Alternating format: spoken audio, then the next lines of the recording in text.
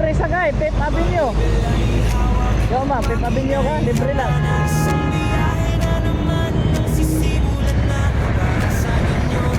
Sir, bigyan ko lang kayo ng sticker para makilala nyo ako. Sige lang, walang bayad ko yan, libre lang. Ha?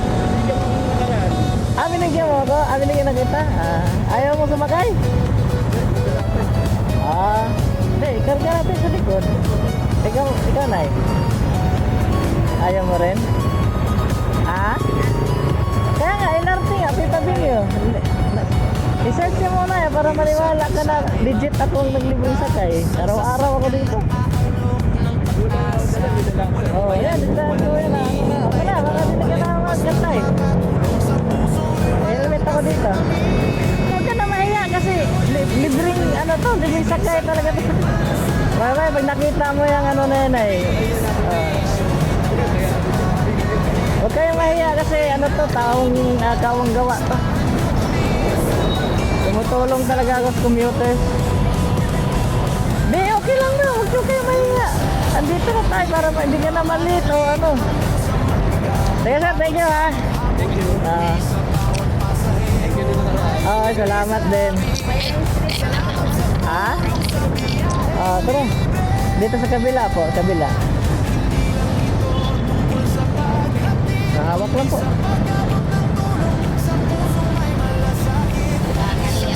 Ay di, pag may nang alok na totoo mo, huwag kayo mahiya. Mahiya tayo kung magnakaw tayo. Diba? Salamat sir! Yung pinaka-ano mo sa akin ma'am, support lang Silodimex TV ma'am. Para makilala ako. Search mo lang ito ma'am, makikita yan. Silodimex TV, sa'yo pala ito? Oo. Ano yan? Ano sinasakyan mo? Jeep or yung minibus? Mga ganon? Yung jeep minsan, kaya yung kaso pagdating niya, puno na, no? pag umaga naman po, marami po. Araw-araw talaga dyan ka sumasakay. Ano, taga-Balingas na po kayo, ma'am? Yan lang sa may Santo Domingo. Santo Domingo ka lang?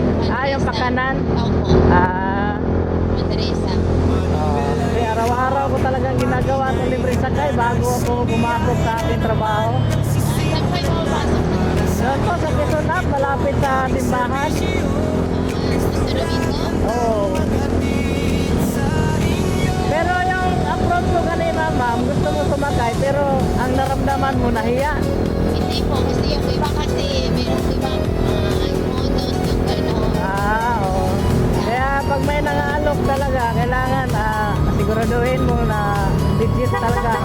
Kaya po, mahirap kasi magsaka na lang. Sasakay. Masakay na hindi mo na makilala. Tama yun. Kaya nga sabi ko, bigyan kita ng sticker. Tapos i-search mo para makita mo talaga na totoo o hindi. Kasi ang tao na gumagawa ng kalokohan, wala nang mga ganun-ganun. Pero tayo, dahil gumawa tayo ng kabutihan, dapat talagang mag-explain tayo ng mabuti para maintindihan ng ating mga kababayan. Kasi yung mga naisakay ko, yung iba nahihiya daw, yung iba natatakot. Takot. Pero kanina, natakot ka? Hindi naman po, inaano ko lang kasi baka mamaya. Naghalo yung takot at kahiya. Kasi ngayon lang po ako naka-encounter dyan na may libreng sakay na naka-motor. Ngayon ka lang na nakasakay ng libre sakay, ma'am? Na motor? Lalo na naka-motor eh, mahirap. Oo, kaya thanks God tayo, ma'am. Kasi Silodimex TV, legit talaga yung naglilibre sakay. Natawid ko lang. Nasa may dumaan. Kaya nga, puno. Kasi alam ko, bago yan umalis doon, puno eh, no? Oo, yung iba. Yung iba naman, minsan walang sakay. Yan lang ako sir sa may overpass. Dito ka lang sa overpass? Lalakarin ko na lang papunta doon. Saan ka ba? Sa may 9th Street. Sige. Lapit na lang sa Pasig. Hindi. Ano na kita? Hatid na kita para di ka na maglakad. Kasi nandito na tayo eh. Para ikaw mismo magkapatunay, ma'am, na libreng sakay. Totoo talaga. Oo nga. Sa sunod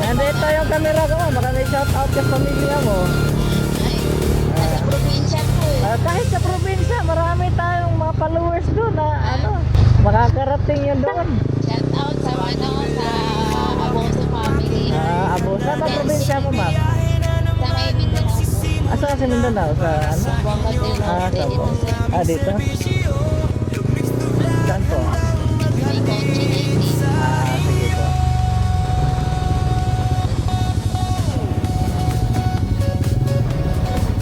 Ayan. So, kanina ayaw maniwala ni ma'am. Ngayon, naniniwala na talaga siya.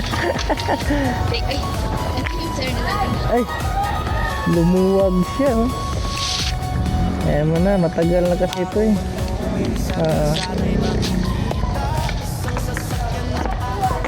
Tulong, ay, ano pala. Peace ba muna tayo, ma'am? Thank you ha. Sa pagtitiwala, support mo na lang si Ludinix TV ha. Okay, salamat. Wala nang bukbok to. Saka pagkatapos ng trabaho, tagisa tayo. Si ate kasi nag-aabang doon sa Santo Domingo. Hindi po, section po yung ano, nagba-vlog kasi ako ng ano, yung vlog ko, puro libreng sakay, tumutulong sa computer. Makikita niya sir, pag sinerch ko sa Facebook.